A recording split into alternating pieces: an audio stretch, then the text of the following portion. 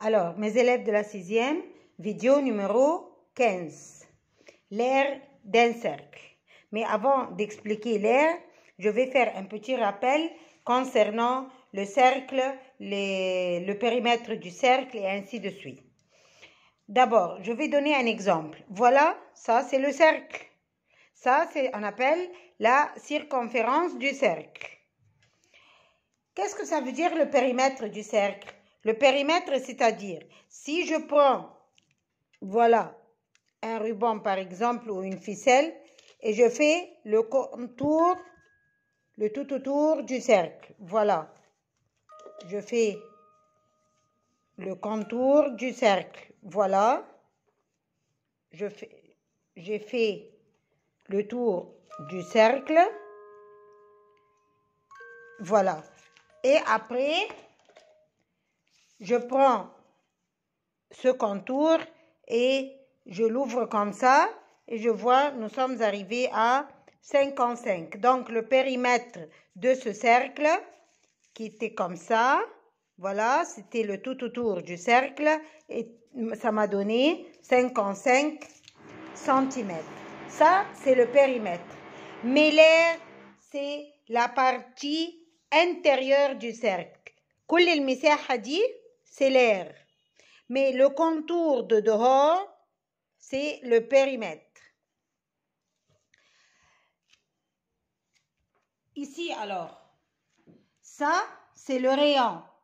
Le rayon, c'est un segment qui commence du centre du cercle jusqu'à n'importe quel point sur le cercle. Ça, c'est le rayon.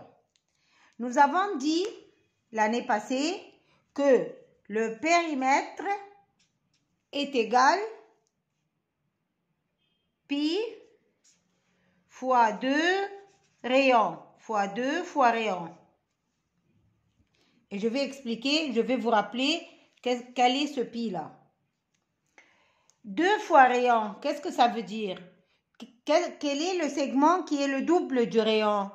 Si je continue le rayon de ce côté, voilà, si je fais le prolongement du rayon, ça c'est le diamètre.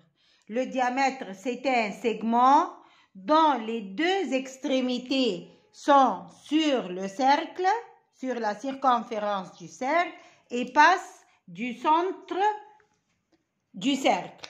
Donc, je peux dire ici que le périmètre est égal pi fois diamètre. 2 rayons,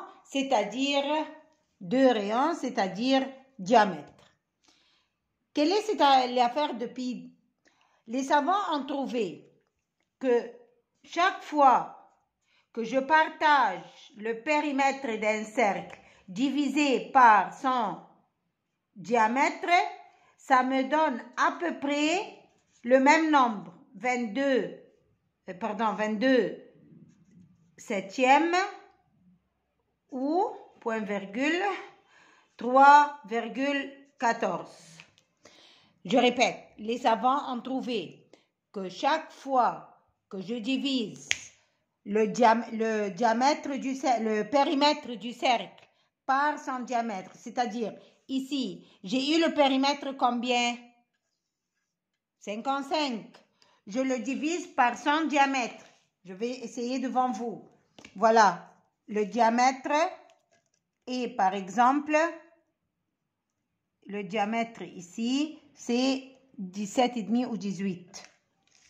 Si je divise 55 par 18, j'aurai à peu près 22 septièmes ou 3,14. Donc, c'est un nombre constant, رقم ثابت. كل مرة بقسم البريمتر بتاع السيركل على الجامتر بتاعه بيديني à peu près 22 septièmes أو 3,14.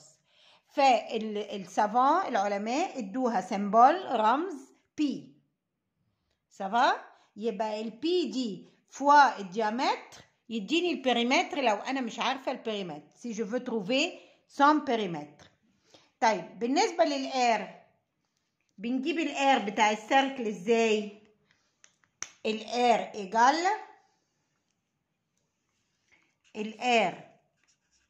إيجال pi fois rayon au carré. Qu'est-ce que ça veut dire بقى rayon au carré؟ معناها الريون فوا نفسه، rayon fois rayon.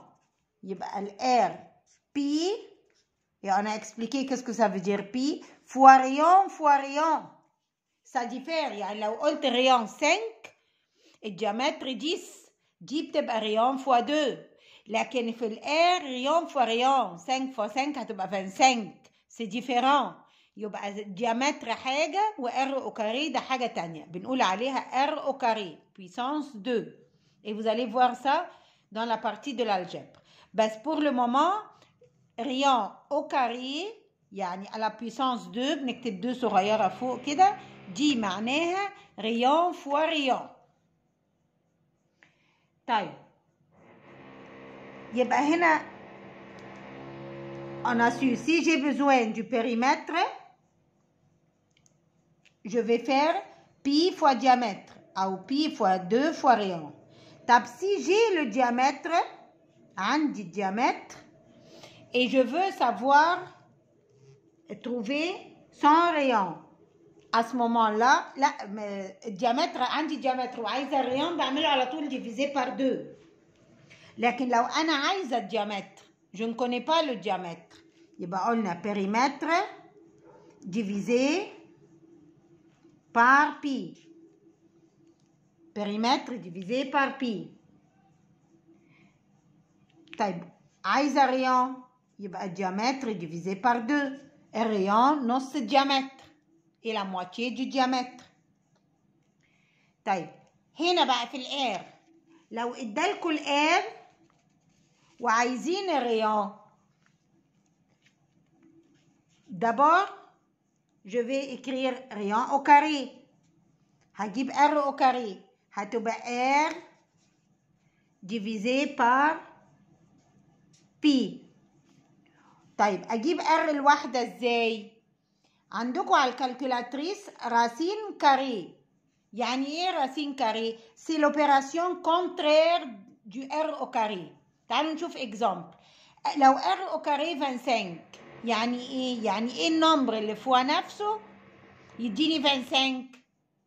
5، لانه ده في التابل رقم سهل.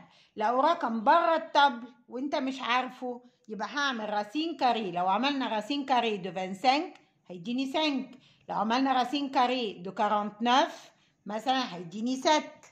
يبقى R هتساوي راسين كاري ل R au carré. طيب je vais vous aider comme ça par 2 cercles. بص معايا périmètre احنا قلنا بيساوي pi fois diamètre. هنا الR هيساوي pi fois R au carré. لو طلب البيريمتر هنخبيه on cache le périmètre. يبقى pi fois diamètre puisqu'ils sont l'un à côté de l'autre. طب طلب الديامتر je cache le diamètre. يبقى périmètre divisé par pi parce qu'un nombre est en haut et un nombre en bas. هنا عايزه الR je vais cacher l'R. اجيبه ازاي؟ pi fois R au carré. طب عايزه R au carré هقسم R على pi. يبقى كده في البروبليمات بتاعتك السنه دي ادالك البيريمتر او ادالك الR. si on vous donne le périmètre ou on vous donne l'air, vous n'arrivez rien à faire dans votre programme que diviser par pi. Si tu donnes le périmètre, tout de suite tu divises par pi. Ça va te donner le diamètre. ادالك الR هعمل diviser par pi هيديني R au carré. اقدر بعد كده اعمل راسين كاري اجيب الريون. والبروبلمات اللي بتبقى مهمه قوي ان يديك البيريمتر ويطلب الار او يديك الار ويطلب البيريمتر. الكوبري اللي بين الاتنين دايما هو انك توصل للريون. لو وصلت للريون تقدر تجيب الناحيه التانيه. تاني اداني بيريمتر وطلب الار، لما اقسم بيريمتر ديفيزي بار بي هيديني الديامتر، هعمله ديفيزي بار 2 جبت الريون، احطه هنا اعمل ريون فوا ريون فوا بي جبت الار، وهنا نفس الحكايه اداني الار هقسمه على بي، هجيب ار او كاري اعمل راسين كاري اجيب الريون، مادام جبت الريون اعمله فوا 2 فوا بي جبت البريمتر. ميرسي.